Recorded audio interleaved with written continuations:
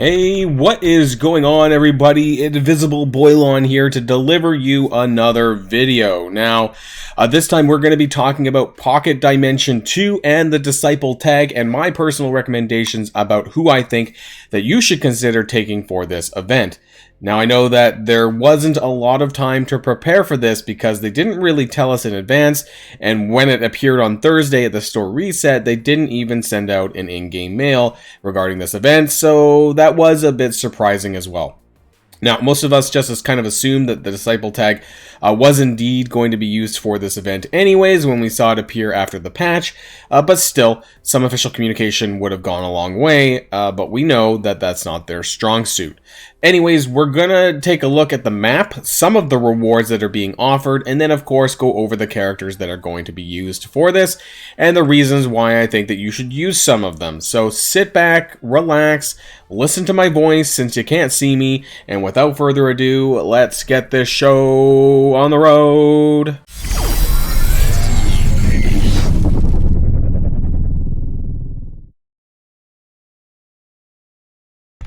Okay, so in case you have no idea what I'm talking about, and you wouldn't have known this actually if you didn't have clicked on the Dark Dimension tab and you scrolled all the way to the far right, which is where I'm at. It's right after Dark Dimension 5, and you can kind of see here that it says Pocket Dimension up here. You can click on it, and you know, pretty much it looks exactly the same, and it has the same kind of end rewards, clear rewards as the first one here, and it doesn't actually tell you, I don't think, that you need Disciple tag characters at the end of the day, which is really funny. So one thing I do want to point out, though, is that at least in the Pocket Dimension 1, you actually had to have level 65 characters to enter. So some people thought that that was commander level 65. It was actually character level 65. So if you wanted to include them onto your team, make sure you do that. I'm just saying that now in case I forget to say it later. And the rewards look pretty identical. So you're getting 175 silver credits for the first time. Actually doesn't say for the second time, but I believe it was it might be slightly different, admittedly, but I believe the second time rewards may have included gold promo credits. I'm not entirely sure, so I haven't added that into my spreadsheets. I have like a total rewards part at the bottom of my spreadsheet, but it doesn't include the clear rewards. But I think otherwise it's 6 fully crafted gear tier 15 pieces. I'm pretty sure the two strikes, that means gear 15, and then you have 3 of the teal T16, but you're gonna get this twice, which means you're gonna get 12 orange G15 pieces and 6 random teal T16 pieces. So while that doesn't seem a lot for teal gear, it actually is a lot. And I did a video on this on Pocket Dimension 1, and it was basically equivalent to something around 400 million gold had you actually bought all of this crap from the store. So the amount of value that you get from clearing this is huge. So do not miss out on this. Do not skip this event. So secondly, I want to go into the roster page really quickly before we go onto the website for msf.gg for the map. Obviously, you guys could have seen the Disciple roster now. Mine's going to look significantly different probably than what yours is going to look like, and the characters that you're going to build or have already built may depend on the age of your roster, because you'll see that I have characters like Black Bolt at like 150k, and this isn't because I built him more recently, it's because he used to be previously meta in the past. And so for that reason, I built him up a little bit, and then I think I took him to level 80. But other than that, I haven't really put more into him because he's not really someone that newer accounts should be concerned about. There's a lot of characters on here, frankly, that a lot of newer accounts aren't going to really have. Magneto, Mysterio, Cable, not to this degree, you know, maybe just enough to get Doc Ock unlocked. Maybe not even Black Widow, you know, Mystique, Ultimate. You know, none of these characters really, Yo-Yo even, you know, some people might not have them on newer accounts. So when we go over the character listings, I'm going to be talking about basically where your roster is, and then how you need to be forward thinking with your resources, because we know that this is a resource management game, and so you don't want to put resources into, say, in my opinion, Black Bolt now, because you're not going to get a lot of value outside of, you know, this event with him, because you don't really use him in many places. So when it comes to what characters that you decide you want to take, I would consider the ones that are going to have the most forward value, the most future value in that case. So we'll talk about that though when we get to it. So I want to pivot really quick here to msf.gg. This is the raids section where you can find it under the maps. If you go to the maps, and then you can find Pocket Dimension here on the drop-down menu in case you want to take a look at it yourself. And so here we have the same map. This is basically a regurgitation of Dark Dimension 1. If you weren't around in January when they ran Pocket Dimension 1, This is basically the same thing. It's just using the disciple trait and it's different characters. Otherwise, it's the same. The rewards are slightly changed, but not very much. So if you hover over it here, then you can see what kind of rewards are given. You get training orb fragments, some silver promos, more silver promos, some gold stuff, SBCs as well, some random orange catalysts, and then as you go up sort of to node number 8, things change a little bit, and you get 50 Symbiote Spider-Man shards. Now, don't ask why they're giving us Symbiote Spider-Man and, well, nobody else. So this isn't a character release method. It's quite different than the first Pocket Dimension, which had Scarlet Spider as the main character for that. That was called the Fresh Horizons event, if you guys recall. And the first 7 days was basically unlocking Scarlet Spider free to play. And then the second week was Pocket Dimension, where you could use Scarlet Spider in his own event.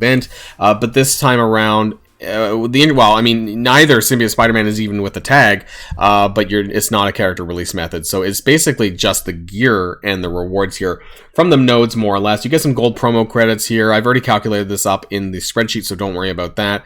And I just wanted to kind of show you what you guys are getting. Now, in terms of the actual fights themselves, it starts off really easy. If you click on Mission 1, you can actually see the enemies. It's level 65 because that's kind of like the bare minimum that you need to do these. Your characters have to be level 65, like I mentioned earlier, and it's pretty low power, but it jumps up quite significantly. I think I can just hit the back button, right? Does that take me back? Or is this screw up? No, yeah, okay. I thought it would screw up the map. But anyways, if you jump around to like mission 5, for example, it starts to go up to like 45k, and so the power at level 75 goes up a little bit. But where it really jumps in difficulty is here at mission 8. And so that's when you start to get into the orange gear power. So you're getting around about 90k power here, or 80 to 90k power per enemy and gear 13. So, and they're also blue ISO. So keep in mind that all of the enemies are ISO. So while it is a regurgitation of Dark Dimension 1, it's, they all have ISO 8 on them. So there is a little bit more of a challenge in that regard in terms of the extra damage that they're going to put out. Now, if you remember, for those of you who did complete Pocket Dimension 1, this level 8 is kind of where the difficulty ramps up. Their damage is actually, sorry, I wanted to go back really quickly because you can kind of see on the side here that their damage is slightly increased, I believe. Where is it down here? Boost. So you can see on the far side here. So health and damage have a 20% boost. Everything, all their stats have a 20% boost. So essentially it's what like this would be normally, except for everything's plus 20%. So I want you to keep that in mind. There's also a damage reduction of 9%. So overall, the characters are harder than someone typical of this level. Now, this does also go up a little bit when you get to mission 9. Then you're getting into the gear 14 category instead of gear 13. You can click on, I don't know, it doesn't even matter. Click on Deadpool. And you can see that the boost actually goes up. So 25% across the board, and damage reduction is 11%. That actually gets cut off slightly because of my frame. My apologies there. So things do get harder. And Node 9 and Node 10 is where you're going to see the significant amount of challenge in terms of your roster and who you decide to take with you. So you can go with a Scorched Earth, like full DPS method, and you could probably get, to like Node 9, but you might find Node 9 and Node 10 a bit challenging without proper, choices of characters, proper support, that kind of thing. And that's why I want to show for my spreadsheet. And finally, we have the final Node 10 with Ultron. Now, what previously people used to do in terms of a strategy for Ultron was that you would just hit him.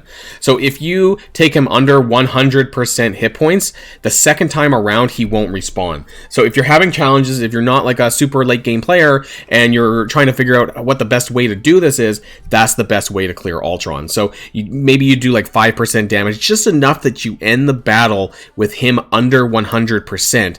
Then when you go back in for that second time, he's not going to revive, and it makes that match significantly easier. Back in the day when Dark Dimension 1 was hard, that's what people used to do in order to get through this section. So there is a lot of Mordos though, which is going to cause heal block. Luckily, because if you remember from Pocket Dimension 1, Shuri and Cersei were the main characters there. So despite the heal block, if you have the right characters, then you might be able to get around this. And a lot of this is just kind of tankiness to just, that Ultron's going to eventually wreck you, and that's what it's designed to be. But if you can get rid of Ultron early or make sure he doesn't revive, then that'll make significant differences. Actually, in that fact, you know what? Black Bolt, if you have a a Black Bolt built, this might actually help you. However, I would not go out of your way to build him at this stage if you haven't already. But if you look at the boost on the side here, we have roughly around 25%, but the damage boost is 50%, and damage reduction is now 13% for what it's worth. So all of the characters here have a 50% damage boost, which means they're going to hit really, really hard. So even though it's only like 100k, 111k, they're going to hit, you know, as if they're hitting with like 140k. So it's not going to be super easy, although their health is not significantly high. Their damage stat is where they're going to hurt more than they have health. So if you can get through this, you know, that'll be fine. But do keep in mind that if you don't have a balanced team as far as like debuffs and buffs go, then I think they're going to hit you pretty hard. So with that in mind, I want to swap now to the spreadsheets after all of that and talk about some of the characters in terms of who I believe are some of the top tiers, okay? And why we were talking about sort of having a balanced team, because I think it's really important from like node 8 onwards, maybe node 9 onwards, that you could probably go 5 DPS and Scorched Earth up until node 8 or 9. But I think after that, the damage is going to hit really hard on their end, and that if you don't have the proper support and healing, you're going to have a hard time. So right off the bat, before we talk about the top, I want to talk about the bottom, because this is literally absolute worthless tier in my opinion. So don't even consider any of these characters. I struggle to even put Cable on this list, but like if you really have to, you could use Cable, because obviously you need him. Yeah, well, you don't really need him, but some people may have raised him to some degree for Doc Ock's unlock event. Black Bolt is here. I have a meta tier. Black Bolt is in this meta tier, but if you have him upgraded to Gear 14 Plus, you're a veteran player, you could consider using him because as his damage goes, it's actually still pretty good. Just I would not use this as a reason to gear him now if you haven't already, because I think it's a waste of time.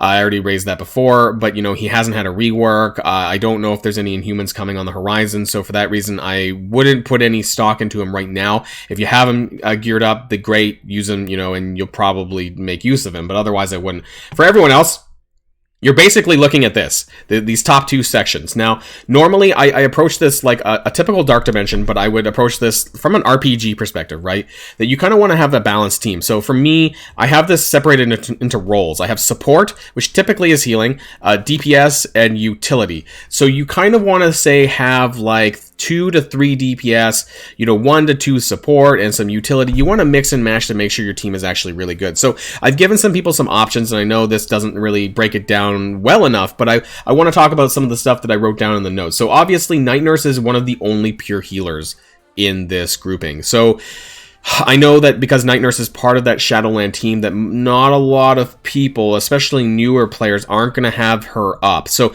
that's okay. If you have her at level 1, I probably at this stage would not consider taking her. You may not need her. However, for anyone else who does have her to even gear 12 and above, I would consider, because she is the only real healer that has real on-demand healing skills that you can use when you need it. She's basically the Shuri of Pocket Dimension 1 as far as the only pure healer goes. So if you have her, I would recommend her. If she's level 1, don't do it. Morbius and Ghost Rider. Now, the reason why they're in the top tier category, they recently got reworked. They're part of the Dark Hunters team, and you need them for the Scourge event, so there's lots of reasons why you would want to build them, and this just kind of gives you another reason to do so. Now, Morbius was available free to play, 4-star from his event. Ghost Rider, whatever stars that you happen to get him at now, or what you have him at, they both fill that pretty much that DPS role. Ghost Rider does have some debuffs on his ult, but other than that, most of them is just for bleed and damage and that kind of stuff, so they work well together, so I would use both of them together, or not at all, but, you know, there's some good reason to use them. Again, good synergy. You'll need them eventually for Scourge event, so a good chance to raise them up now. I know they're Mystic, but you're going to want to build up the Dark Hunters. I've been building up Dark Hunters, and these are the top 3 that I plan on using on my side. So Morbius and Ghost Rider get a thumbs up from me. I know you can't see it. I'm giving a thumbs up. If you don't have Night Nurse, Nick Fury is basically your next go-to support. And I think if you don't have Night Nurse, you have to have Nick Fury. And this does cause problems with Yo-Yo, which we'll talk about in a little while. But I would probably stick him with a healer ISO, actually, even if you are using Night Nurse, you could probably use both Nick Fury and Night Nurse together, and you'll just have like great support healing capability. Nick Fury has minions, and that's what causes the problems for Yo-Yo for her passive. But also that, you know, they have additional utility there with the shield security and the shield operatives, so it's even more healing there on the operative side. And he can spread his buffs to the whole team, defense up and the like. So that's really helpful with regards to, you know, anyone that you're using. Having that extra defense up will really help you. Now, I want to talk about Evil Strange a little bit here. He is what I would consider, well, he is a DPS, but as far as the roles go, he is a DPS, part of that Darkhold team. He is a new character, pay to win only. He was available in the offers, but his event is not for like a week and a half. So for free-to-play players, you're not going to have access to him. If you happen to have him, though, you could consider using him. I would consider pairing him with Scarlet Witch, though. Again, as part of that Darkhold team, she has more of a utility function, good utility if you're using the Dark Hunters, but you can also pair, like I said, Scarlet Witch with Evil Strange, and then Scarlet Witch with the Dark Hunters, because Ghost Rider is a supernatural character, and he's going to spread his hit point passive to Scarlet Witch.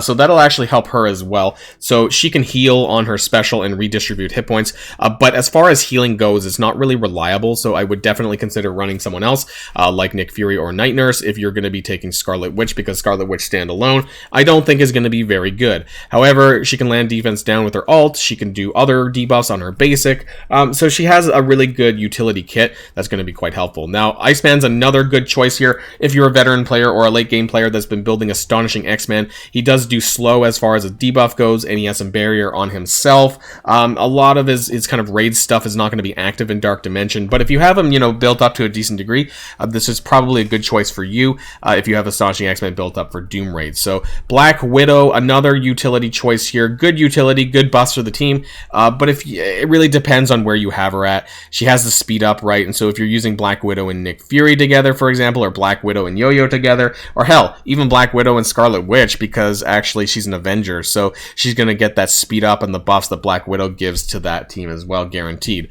Yo-Yo is another one here for the utility section, but the incompatibility with Nick Fury is a bit of an issue because the shield security summon. So how her passive works is basically she's not going to land her offense down if Nick Fury's shield securities are there. But, you know, really good nonetheless. If you're not using Nick Fury for whatever reason, then you can use Yo-Yo, and then that's going to be a guaranteed offense down, more or less, assuming you land it. And so for that reason, I would try to make sure that your Yo-Yo is like level 71 to 75, just so she has enough focus to land that offense down, which is going to be really important. Kate Bishop, I'm going to give her a quick nod here because I do have a pretty high Kate Bishop, but I know not everyone does. Good, strong kit, but I know most won't have her geared. She's decent standalone, actually. As far as the other characters are concerned, she is one of the other top picks I would consider. However, if you have some of these other ones, I would do them first, probably. I wouldn't go to your way necessarily to build Kate Bishop if you haven't already. But if you're someone who engaged with the Young Avengers at all, then Kate Bishop is a choice for you, I think. So that's pretty much it. Now, what I'm going to do, like I said, I already mentioned who I'm going to be taking, so it's going to be these three. I'm going to be taking Nick Fury as well, actually, and I think I may take Yo-Yo or I may take Iceman. I haven't really decided. My Iceman is pretty strong, so I probably just try to do that. I don't know if I'm going to need the offense down from Yo-Yo. If I decide that I need that, I'll kind of slot her in here. But really, I would only consider this top bracket of characters. There's, what is that? 10 characters. You need 5. But realistically, you have to take one of these two. Night Nurse or Nick Fury. If you don't have Night Nurse, that's fine, but you have to take Nick Fury. It'll also double for Omega Red anyways. I didn't add that in there. You know, useful for Omega Red event. So, you know, consider that as well because it's worth building. Try to take the characters that are going to be most forward-thinking for your roster. So for me, that's kind of the Dark Hunters. I kind of bolded these ones specifically. Evil Strange and Scarlet Witch, or even just take Morbius, Ghost Rider, Scarlet Witch, Nick Fury, and take one more. And so that's kind of where I'm at right now. That's my opinions, because that's going to be the best use of your resources going forward for the rest of the game. Anyways, I hope that this is helpful. Let me know in the comments down below. Hopefully I'll have my webcam working again soon. And that's everything. Good luck on Pocket Dimensions 2, and hopefully we can see the back of it. So until next time, stay safe and healthy, and I'll see y'all later. Boilon signing out.